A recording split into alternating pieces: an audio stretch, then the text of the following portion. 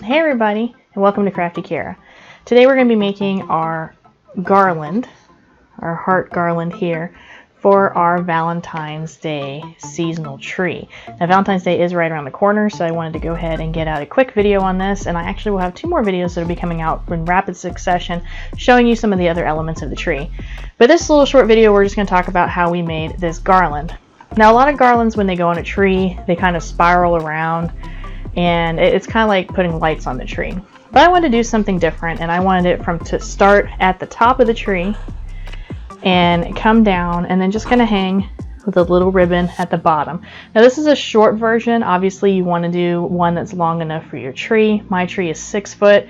This is just the example one that I did for the video, so you can kind of see how it looks and how easy it is to go together. So let's go ahead and get into how the project comes along and what you need, and we'll go from there. Alright, to do this project you're going to want to have some scrapbooking paper. Here I have one of those pads that you can get from Michael's or Joann's or even Big Lots, and it has papers that are color coordinated to each other. So I have all sorts of different patterns I can use out of here, and we can make our hearts from these. So I'm just going to go ahead and pull out this one sheet to give you an example of what we're going to do. Now this paper here, if you notice, the back is white, which is why we're going to do 2 different colors of hearts and put them back to back. Now I love these packs of paper because it takes kind of the guesswork out of getting the right color scheme for what you're working on. So besides the paper, you're going to want to get your glue stick. It's a pretty straightforward on that. No hot glue because it might be too bubbly. You're going to have some ribbon, and you can use whatever color ribbon you want to use. You're also going to want something to cut with. Now if you have something that can cut out shapes, great. Here I have this little cutting mechanism here that'll ride around this shape of a heart. It's got a little track and a razor, so it'll cut and it'll be consistent. You can use scissors if you don't have a cutting mechanism like this. Now here's some hearts I've already cut out of some different colored paper, scrapbooking paper, and now I'm just going to cut this one out using this little blade so I have a consistent heart shape. Alright, so here's the heart I just cut out, and it's the same size and shape as the rest of them, so that makes it a lot easier. And what we're going to do initially here is we're going to line up the ribbon. You can have as much as you want on the other side. I had about 2 inches. And then we're going to stick the 2 hearts together of different patterns. You don't want the same pattern on each side. You want different ones, so it makes it a little bit different visually as you hang it on the tree. So I'm going to get my glue stick here. I'm just going to glue this down pretty easily. Hot glue would probably be a little bit too bubbly to use. You could use glue dots maybe, but I just like the glue sticks.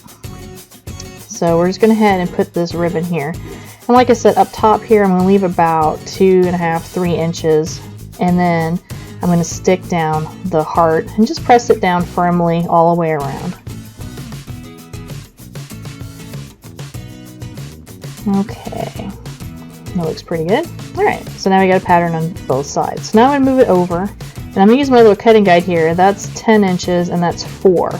So if I line up this heart here on the 4-inch line, it's going to give me 6 inches of ribbon between the hearts.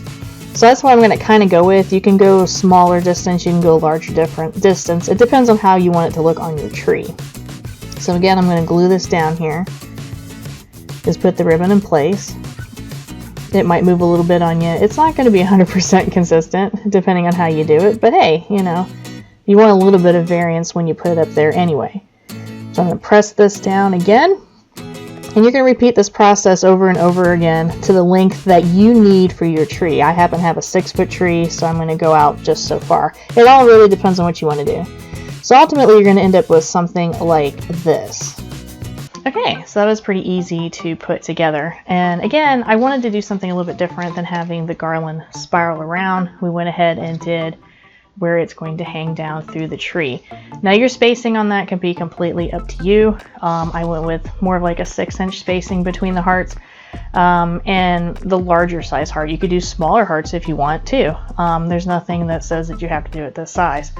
So that is just one other element for our Valentine's tree. I do have a couple more videos showing you different things, such as the wooden heart-shaped ornaments that we made, the love sign, I have a video for our beautiful roses here that you can make for your tree, and of course the tree topper that you want to do that kind of incorporates all the things that you have put together for your tree.